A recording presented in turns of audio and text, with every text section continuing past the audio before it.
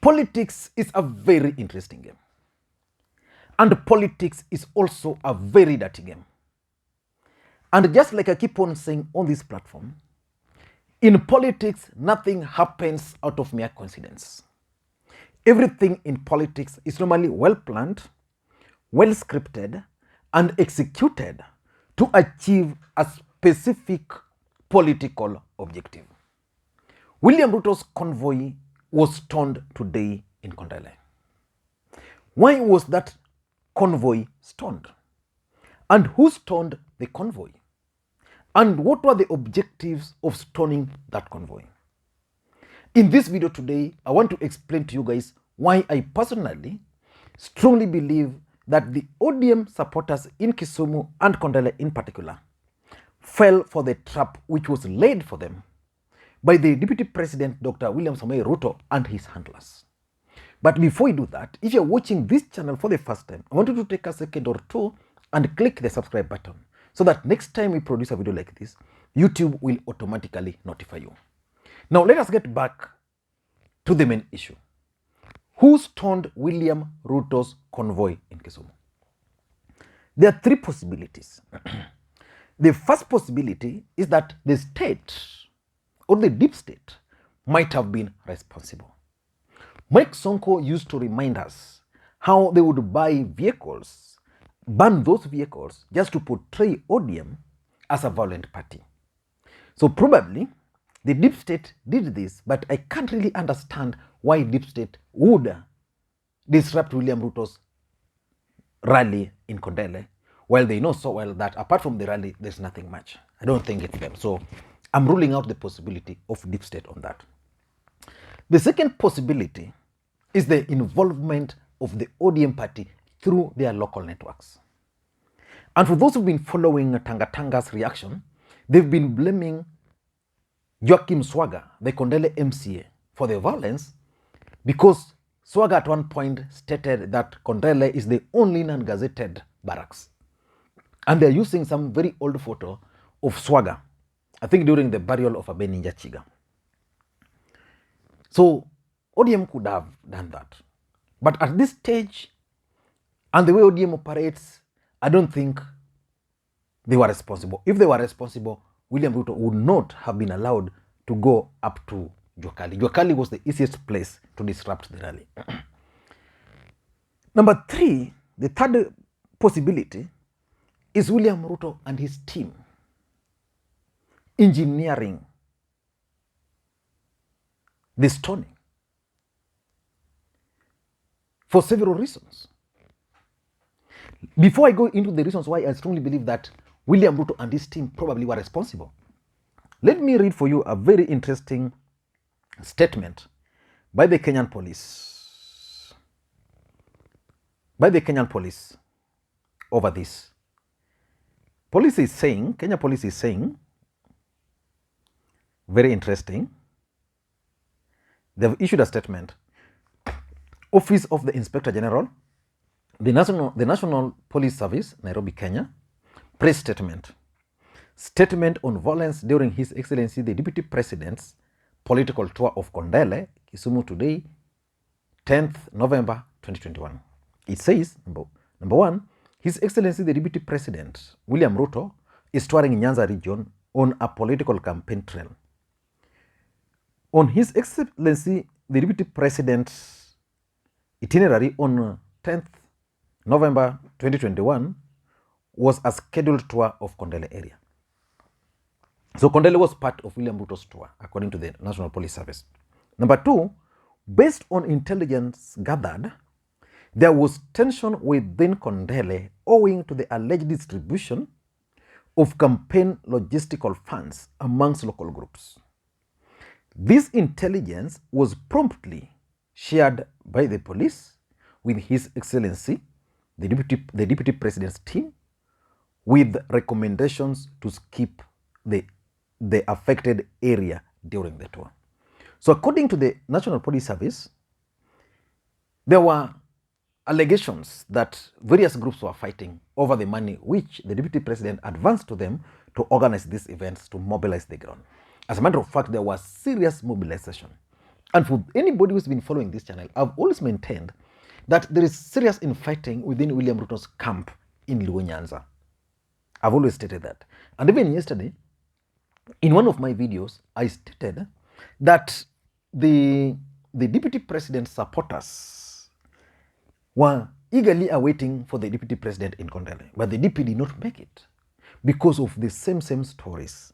The intelligence was very clear that if he had gone there, there were going to be chaos. So the question which we should be asking, why did the deputy president decide to ignore this intelligence report? Because if you ask him, I actually passed Kondele sometime before the DP arrived. I think by that time it was because I left Juakali, then Kondele. By that time, he was almost. But I could see people singing, Onge ngama Raila Senego, Onge ngama Babo Senego. You know, they were singing that song. And whenever that song was being sung, I was like, why should these people be waiting for the deputy president, but are singing this kind of song? Tunataka pesa, hatutaki wheelbarrow. Why would they sing that? So which means even before the DP arrived, there were tensions, but ignored. Probably, if he had ignored, it would have been assumed that he's a coward. No, that's the National Police Service.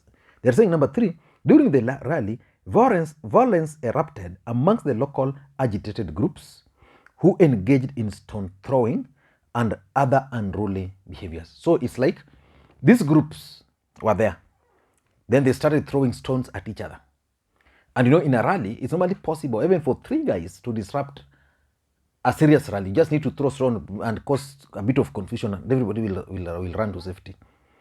So they are saying that violence erupted amongst the local agitated groups who engaged in stone throwing. Sounds credible, but maybe not. So police reacted promptly to contain the situation and provide security to His Excellency, the Deputy President, his entourage, the public, and properties. In the process, tear gas was discharged. They are explaining why tear gas was discharged. So number 5, they are concluding, His Excellency, the Deputy President, safely left the scene. No injuries were reported or noted. Some vehicles were destroyed. Basically, vehicles were destroyed. So who was responsible for these Kondele incidents? Was it the Deputy President and his team? Was it the ODM supporters and their team? Or was it the deep state? I want to focus on what, assuming it was the DP and his group, what they wanted to achieve. Number 1, I think they wanted to portray the Luos as violent, as intolerant. And I want to challenge anybody to go to any UDA leaders page, Facebook page or Twitter handle. Be it Osoro, Akisi, be it Didimas Baraza, Aluya, be it Purity Ngireshi, be it Aisha Jumwa, be it Oscar Sudi, just go to their walls, what they are posting. From their posts, because these are leaders and they have WhatsApp groups, from their posting, it is clear that one of the objectives of all this was to portray the Luo nation as violent and as intolerant. And they've achieved that. And that's why I'm maintaining that the ODM supporters in Kondele fell right into the trap. That trap was laid properly. So that's number 1. Number 2, I think the Tanga movement wanted an agenda for the next week or for their next several weeks. I want to ask you, in the past 4 weeks, what has been Tanga's agenda? None. Raila Odinga has always been their agenda. But in the past 4 weeks, Raila Odinga has never provided them with an agenda. How do they go to the voters in central Kenya or their voters, supporters in Rift Valley without mentioning Raila Odinga. Some of them were getting irrelevant. So in my view, these guys agreed that the best thing and the best strategy for us is to come up with a strategy. Let the deputy president to Nyanza focus on the 3 counties of Luo Nyanza. Make sure he goes to Kondele. Let chaos erupt in Kondele. Then we'll be able to go back and tell our people about the violence in Kondele. Remember, Raila Odinga was actually stoned in Githurai. I never heard Raila Odinga or ODM supporters crying over it. I never heard Tanga guys condemning that act. Most of them actually praised it. I remember Itumbi saying the hustlers have rejected. Just recently in Runyenjes, Raila Odinga was heckled. It took swift effort of the men in black to contain the situation. Otherwise, it was going to be serious. So the truth is, Tanga is going to have an agenda for next week, courtesy of this particular incident. Number 3, which is also very, very important. I think the deputy president and his team are keen on portraying an image that Luo Nyanza is divided. That there's the South Nyanza and then there's the Central Nyanza. That Ruto is gaining in South Nyanza, but he only has a problem in Central Nyanza. Migori Homa Bay forms part of South Nyanza. And that's why immediately after these incidents, the DP flew straight to Migori. In Migori, he had a very successful event, no chaos, no nothing. So at the end of the day, he'll be able to explain to anybody who cares that Luo Nation is divided. Let us focus on South Nyanza. And that's why the only governor who accompanied him was Okoth Obado. Number 4, the strategy could also be to slow down Raila Odinga's campaign. Raila Odinga's campaign had peaked. Tomorrow, Raila Odinga will go to a place, let's say because I'm told he's planning to go to Rift Valley or Western over the weekend. He will go there. Someone will organize for his heckling and he will be slowed down. And lastly, I think it's about sympathy. Politics, just like I said, is a very interesting game and is also a very funny game. Sympathy can be won through various methods. One of the methods of winning sympathies is by causing this violence. Then you appear like, I just wanted to go to Kondele, talk to the people of Kondele, then go. The only unfortunate things I'm reading online is the fact that Kalenjins, especially the ones blogging for the DP, are lecturing the Luos. I don't know why. That they want to liberate the Luos. I don't know why. Thank you guys, and please,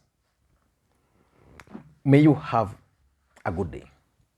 Until next time, it is Lee Makwiny.